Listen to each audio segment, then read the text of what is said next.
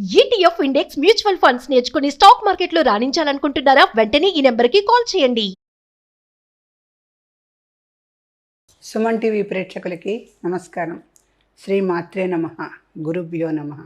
ఈ ఆషాఢ మాసంలో మనకి చాలా పండుగలు వస్తాయి. వామన జయంతి, మళ్ళీ అట్ల తద్ది, శివసేనం, కొత్త పండుగ ఇది.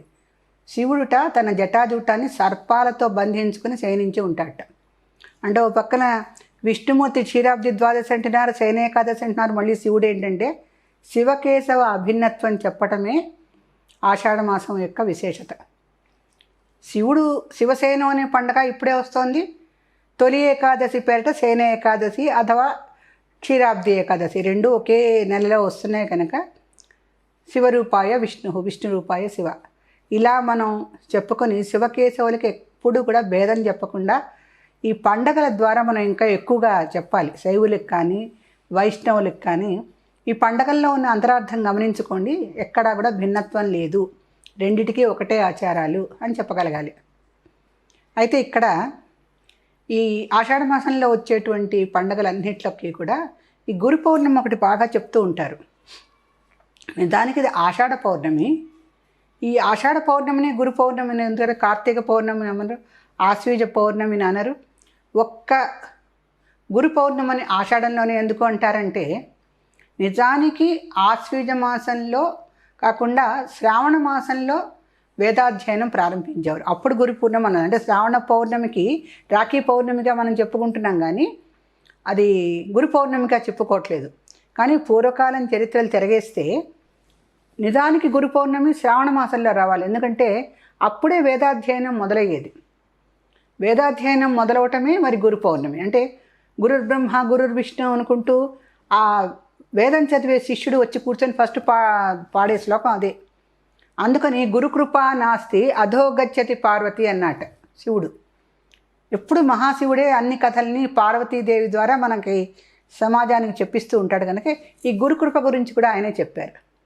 కాకపోతే ఈ గురుకృప ఒక ఆషాఢ మాసంలోనే పౌర్ణమి రోజునే మనకు ఉంటుందని లేదు. ఆషాఢ మాసంలో గురువుల్ని బాగా తలుచుకోవటం ఎందుకు అంటే ఆషాఢ మాసంలో బుద్ధుడు ఒక గురువు కొంతమందికి, బౌద్ధులకి. వ్యాసుడు మనందరికీ గురువు. వ్యాసుడు మనందరికీ గురువు అయినప్పుడు ఆ వ్యాస మహర్షి మొట్టమొదటిసారి గణపతికి పురాణాలు ప్రారంభించిన రోజున ఒకళ్ళు అంటారు, ఆయన జన్మించిన రోజున ఒకళ్ళు అంటారు, పురాణాలు మొదలుపెట్టిన రోజున ఒకళ్ళు అంటారు. అంటే గురువు అంటే వ్యాసుడు ఒక్కడైనా మనకి కాదు కదా. సదాశివ సమారంభం శంకరాచార్య మధ్యమం అస్మదాచార్య పర్యంతం. మహాశివుడు గురువు. ఓం నమ శివాయ అంటే ఆయన మహాగురువు, ఆది గురువు, తొలి గురువు శివుడు. మనం రోజు పూజించే దేవుడే. శివపార్వతులు లేదే ప్రపంచమే లేదు. తర్వాత మధ్యమంలో శంకరాచార్యుల వారు వచ్చారు, గురువు, జగద్గురువు అంటే ఆయన. మనకు మళ్ళీ ద్వాపరంలో శ్రీకృష్ణుడు ఉన్నాడు. వీళ్ళందరూ గురువులే. కానీ వ్యాస పౌర్ణమి గురు పౌర్ణమి అని ఇవే మనం చెప్పుకోవటం అనేది వ్యాసుడు జన్మించిన దినంగా చెప్తున్నారు. సో ఆ రకంగా వ్యాస పౌర్ణమి గురు పౌర్ణమి రెండూ కలిపినప్పటికీ కూడా గురు పౌర్ణమి ఈ ఒక్కనేలే కాదు, మనిషికి విద్యాభ్యాసము ఆ రోజుల్లో అయితే 5వ ఏటి నుంచి మొదలుపెట్టేవారు, ఇప్పుడైతే 3వ ఏడాది నుంచి మొదలు పెడుతున్నారు. కనుక ఏ వయసు నుంచి విద్యని అభ్యసించినప్పటికీ కూడా గురుకృప నాస్తి అధోగచ్చతి పార్వతి అని అన్నాడంటే గురుకృప లేకపోతే అధోగచ్చతికి వెళ్తారు. అధో అంటే వాళ్ళ యొక్క ప్రయాణం అనేది తిరోగమనమే కానీ పురోగమనం ఉండదని చెప్తున్నాడు శివుడు. అంటే ఏంటి, ఆ గురువు ఎందుకు అంతటి గొప్పవాడు అంటే మనకు బోల్డ్ శ్లోకాలు ఉన్నాయి. ఆ గురుకృప బాల్యం నుంచి జీవిత పర్యంతం వరకు ప్రతి మనిషికి అవసరమే. ఒక్క గురు పూర్ణమి నాడు ఆషాఢ పౌర్ణమి రోజున మాత్రమే కాదు. అది ఎందుకంటే అజ్ఞానాంధకారస్య జ్ఞానాంజన శలాకయ్య. గురువు ఎటువంటి వాడయ్యా అంటే గు అంటే చీకటి, రు అంటే ప్రకాశం అని చెప్పడం అనేది అందరికీ తెలిసిన విషయమే. కానీ ఇక్కడ మనం చెప్పుకోవాల్సింది ఏంటంటే మనం ఒక అజ్ఞానంలో ఉంటాం. అంటే మనకు అన్నీ ఉన్నాయి, మనకు తెలియనిది ఏముంది అని అనుకోవచ్చు. ఓ 60-70 ఏళ్ళు వచ్చిన తర్వాత అప్పుడు కూడా అజ్ఞానమే మనకి. నాకు తెలుసు అనుకోవడమే పెద్ద అజ్ఞానం. నాకు పరమాత్ముడి చేత తెలియబడింది అనుకోవడంలో కొంచెం జ్ఞానం ఉంటుంది. అందుకని ఈ జ్ఞానం అనేది అజ్ఞాన రూపంలో ఉండి మనలో ప్రయాణిస్తున్నప్పుడు అజ్ఞానాంధకారస్య జ్ఞానాంజన శలాకయ్య చక్షురున్మీతం దేవా తస్మై శ్రీ గురవే నమః. ఈ గురువు వచ్చిట చక్కటి కళ్ళు మూసుకుపోయి అజ్ఞానాంధకారంలో ప్రవర్తిస్తున్న వాళ్ళకి చక్కటి పచ్చకర్పూరం తెచ్చిన నల్లటి కాడికి తీసుకొచ్చి కళ్ళకు పెడతాయట. అప్పుడు తెరుచుకుంటాయి ఆ కళ్ళు. ధనదాహంతోనో మదదాహంతోనో మదాహంకారాలతోనో ధన అహంకారాలతోనో కళ్ళు మూసుకుపోయి మాకు అన్నీ తెలుసు అనుకుంటే అది జ్ఞానం కాదు. అజ్ఞానంతో మూసుకుపోయినటువంటి ఆ నేత్రాల్ని ఒక వాళ్ళల్లో ఉన్నటువంటి ఆ అజ్ఞానాన్ని తొలగించటానికి కళ్ళు తెరవటానికి ఏంటంటే శిశువులకు కూడా పుట్టంగానే పచ్చకర్పూరంతో చేసిన కళ్ళు పెట్టేవారు, కాటిక పెట్టేవారు. ఆ కళ్ళు మూసుకుపోయే శిశువు పుట్టేవాడు. ఇప్పట్లాగా పుట్టంగానే తెరవటం లేదు అప్పట్లో. శిశువులు కళ్ళు మూసుకొని ఏ 10వ రోజుకో తెరిచేవాడు. కానీ కళ్ళు మూసుకొని ఉంటే లోపల కళ్ళకి పచ్చదనము చల్లదనము ఉండాలని చెప్పేసి ఆ పచ్చ కర్పూరం తీసుకొచ్చి చల్లదనానికి రోజు శిశువుకి కాటిక పెట్టేవారు. అప్పుడు చక్కగా ఆ నేత్రాలకి మంచి ఆరోగ్యంతో ఉండి మెల్లిమెల్లిగా విచ్చుకునేవి. దాన్ని గురువులకు ఎలా చెప్తున్నారంటే అజ్ఞానంతో అహంకారంతో మిడిచిపడేవాడికి జ్ఞానాంజన శలాకయ్య ఈ పచ్చకర్పూరంతో చేసినటువంటి నల్లటి కాటిక తీసుకొచ్చి వాడి కళ్ళకు పెడితే వాడికి లోపల ఉన్నటువంటి నల్లటి వికారాలన్నీ వెళ్ళిపోతాయి. చక్షురున్మీతం, వాడి కళ్ళు తెరిపించాలట. అలా గురువు చేసేదే గురు పూర్ణిమ. అంటే రోజు గురు పూర్ణిమ వస్తుందా అంటే ప్రతి మనిషి జీవితంలో రోజు గురు పూర్ణిమ ఉండాలి. మనకున్నటువంటి అజ్ఞానాలు ఎన్నో దశల్లో ఉంటాయి. బాల్యం నుంచి మరణాంతం వరకు ప్రతి దశలోనూ అజ్ఞానాన్ని చేర్చుకుంటూ అంటే అది చెరిపేస్తూ ఉండాలి. అక్కడికి ఇక్కడికి అజ్ఞానంగా ఉన్నాం అంటే ఒక 4 ఏళ్ల క్రితం మన యొక్క ప్రవర్తన చూసుకుంటే మనకి ఎంత అజ్ఞానంగా ప్రవర్తించాం అనిపిస్తుంది. ఒక రచయితకే అనిపిస్తుంది ఏమిటి నేను అలా రాశాను ఇప్పుడు బాగా రాశాను. ఒక నటుడికి అనిపిస్తుంది నేను ఏమిటి అప్పుడు అలా నటించాను ఇప్పుడు బాగా నటించాలి కదా, ఇంకొంచెం బాగా నటించాల్సింది ఆ రోజుల్లో. అంటే ఆ అజ్ఞాన దశ నుంచి కొంచెం జ్ఞాన దశకు వస్తుంది అనమాట. అంటే నేను నాకన్నా మించిన వాళ్ళు ఎవరు లేరు, నేనే గొప్ప అనుకుని ఏ రంగంలో ఎవరు అనుకున్నా ఆ అజ్ఞానాంధకారాన్ని శివుడు అధోగచ్చతి పార్వతి అని చెప్పాడు. ఎందుకంటే గురుకృప అంటే ఏంటి? అజ్ఞానాన్ని తొలగించి వాళ్ళకి నిజమైన జ్ఞానం ఏంటో తెలియజేయటం, అది గురుకృప. ఆ గురుకృపని మనం ఈ కాలంలో ఎలా చెప్పుకోవాలో అసలు నిజానికి అర్థం కాని విషయం. గురువు అంటే ఎవరు అంటే నిర్వచించలేని పరిస్థితులు ఉన్నాయి, విద్యాలయాలు ఉన్నాయి, సంఘం అలాగే ఉంది. గురువు అంటే ఎవరు? కనీసము పాఠశాలల్లో ఏ 5వ క్లాసు వచ్చేవరకన్నా టీచర్లు వాళ్ళకి జ్ఞానం బోధిస్తూ ఉండుంటే వాళ్ళని వీళ్ళు గురువులుగా కనీసం చూడగలుగుతున్నారు.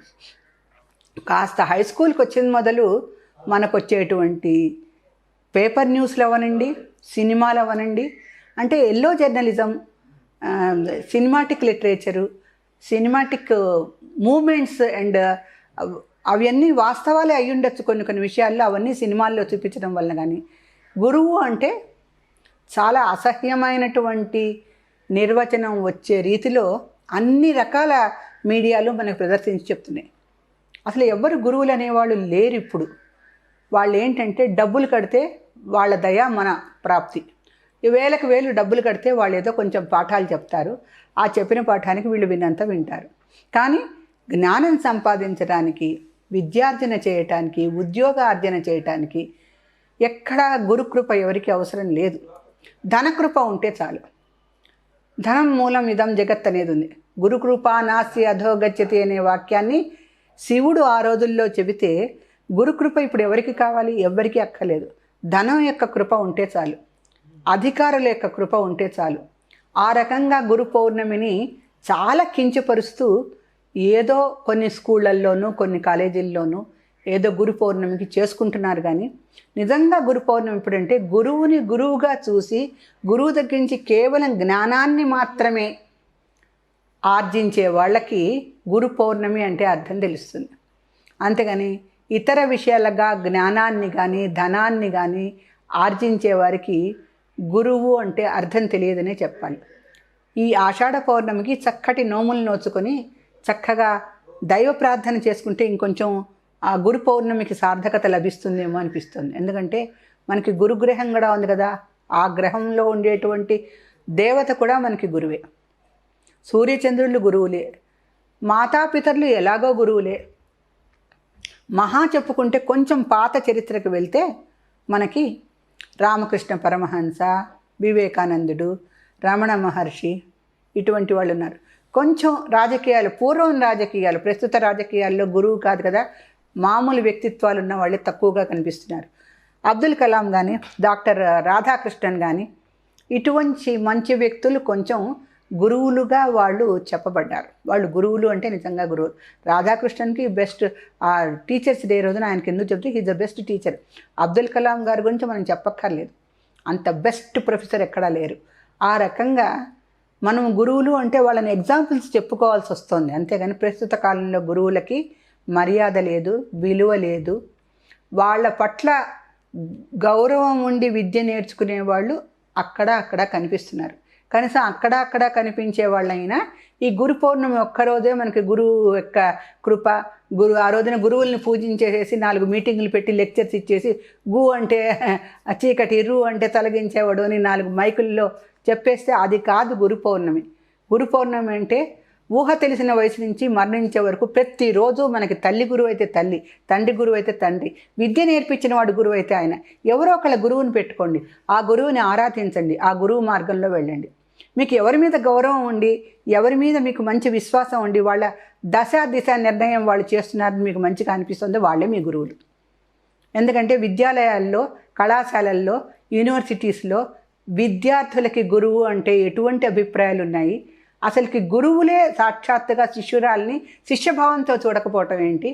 ఇవన్నీ మనం ఆలోచించిన తర్వాత గురు పౌర్ణమి జరుపుకోవాలంటే ఒక అవహేళనగా, అవమానంగా ఉంటుంది. దీన్ని మనం నివారించాలి అంటే రోజు మనకి గురు పౌర్ణమే, రోజు మనకి గురువుని పూజించవలసిన అవసరం ఉంది. ఆ రకంగా గురు పౌర్ణమిని భిన్నంగా ఆలోచించండి. రోజు గురు పౌర్ణమి చేసుకోండి జీవితంలో.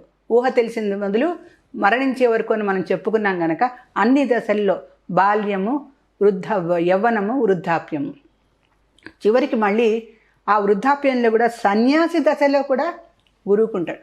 సన్యాసికి ఎవరు గురువు ఉండరు, తల్లి గురువు.